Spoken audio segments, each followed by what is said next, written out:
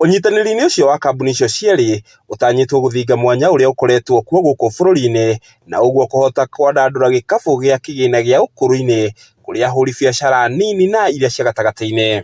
Rungu rwa kambuni ĩno ya OCTAGON, kĩgĩna gĩkĩ gĩa ũkũrũ-inĩ ona kambuni ĩrĩa ĩrĩ na aruti wĩra atatũ no ihote kũmaigĩra mbeca cia ũkũrũ hatarĩ na mũhĩnga oro wothe. Ũyũ haha nĩ Fred Waswa, CEO wa OCTAGON Africa. Mwena-inĩ wake, abithaa mũnene wa kambuni ya ALEXFORBES, Craig Bentley, megũkorwo magĩkinyanĩria gĩthomo na ũtari wa bata wa kũiga mbeca cia ũkũrũ-inĩ kũrĩ andĩkani oro hamwe na andĩkwo. We are trying to address the access, to retirement benefit solutions by organizations that cannot be able to do as occupational schemes or companies can do.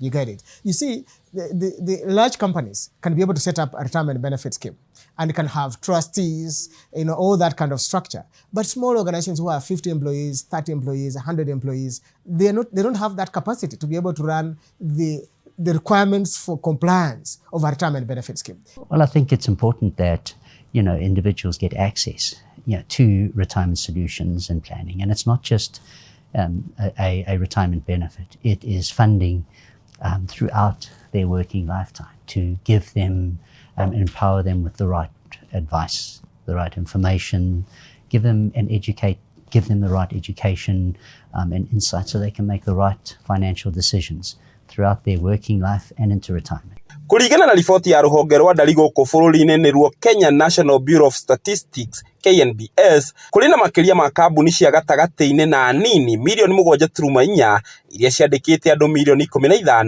na ona thengia wacio gũkorwo irĩ gĩtugĩ kĩnene gĩa ũtonga wa bũrũri. Makĩria ma gĩcunjĩ kĩa 70 harĩ igana gĩacio citirĩ mĩtaratara ya kũigĩra aruti wĩra acio mbeca cia ũkũrũ-inĩ.